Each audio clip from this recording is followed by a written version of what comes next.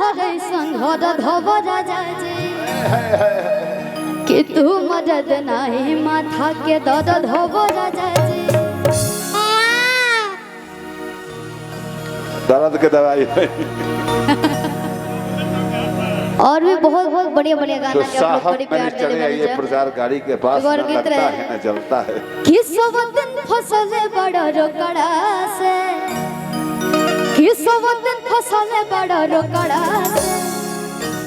कि तू जग फसबा जे ओकरा से अहो महु फसब कोनो छोकड़ा फंस जा कि भइल जत बड़ा चाकर छोकरा से और सेटिंग लगवला बरोकरा से कि तू जग फसबा जे ओकरा से आहो महु फसब कोनो छोकरा से। लेकिन ये तो मर्द की बुराई वाला हो गए। लेकिन जे अपना पति से बहुत ज्यादा प्यार करे ना जाए वो फरमाइश करे तारी और कहा तरीका रीति को अपन पति से बड़ी प्यार कर रही जी सब कोई करेला ना सब कोई करेला। अरे भाई हम हो करेगा और ले ले हो सेट गम को राजा जी और ले ले हो सेट गम को राजा जी हमारी मारी के घुमा पूरा गोवा राजा जी मारी मारी के घुमा पूरा गोवा राजा जी ले ले हो सेट गम को राजा जी ले ले हो सेट गम को राजा जी हमारी मारी के घुमा पूरा गोवा राजा जी मारी मारी के घुमा पूरा गोवा राजा जी।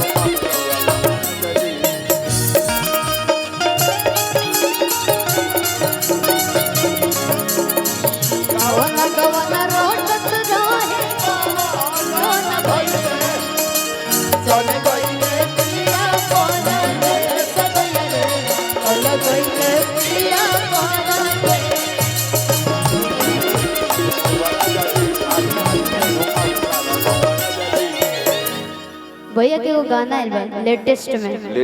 जन्म में राजा जी के दिल में टूट जाए कि हीरोइन बनी और हमारे गोलू राजा भैया बने BR3 और वहाँ के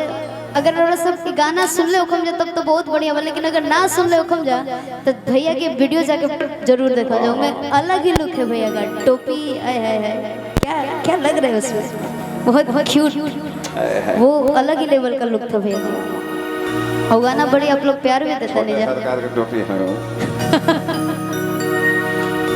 और वो गाना हो सके तो आज हमने के भैया मंच पे गायबो कर अरे बिल्कुल कोई यार बात उठाए हैं वो और का तरीका कि देखी गोतनियों भी जाने लगो कि डरो के मनवा होरे लगो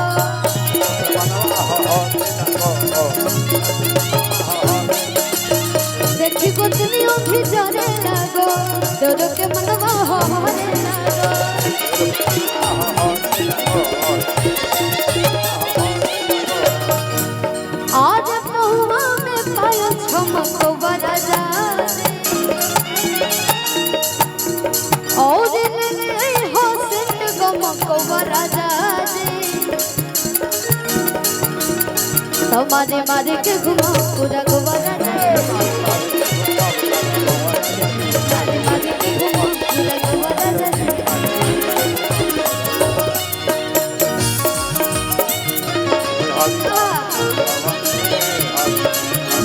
पिया भैला भोला दिते हो और कवन होने पिया भैला भोला दिते हो और कवन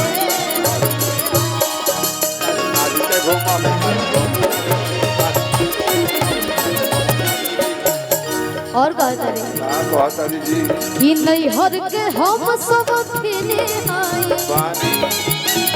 तो हर हम मला के ने हाय नहीं हर के हम सब फिने आई तो हर हम मला के ने हाय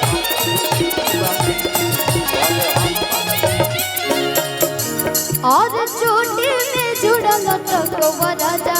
जी राजा जी और हसत गमकवा राजा जी राजा जी माजे माजे के घुमा पूरा गोवा राजा जी माजे माजे के घुमा पूरा गोवा राजा जी। अगर हस्बैंड सेंट नहीं लाता है तो क्या होता है? सेंट लाल गज भाई हम ये बोल रही है कि हस्बैंड नहीं लाएगा तो मैं खरीद लूंगी। नहीं, ब्याह काहे खातिर बोल बा, दहेज दियल काहे खातिर बा, हर डिमांड पे सामने रहेगा चाहिए ना। ऐसी बात नहीं हाँ। एकारी ती का खातिर सेंट लाल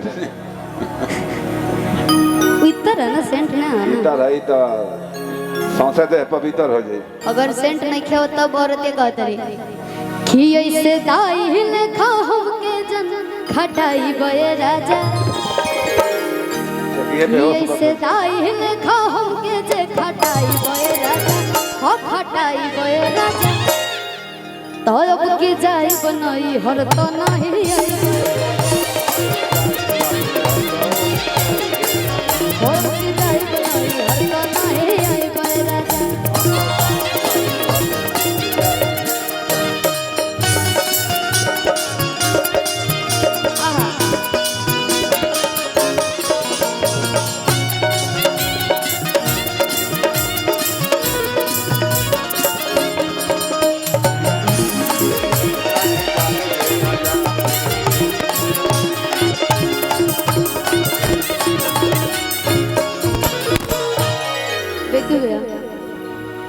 विकी भैया पीकी तिवारी जी तो साहब चले आइए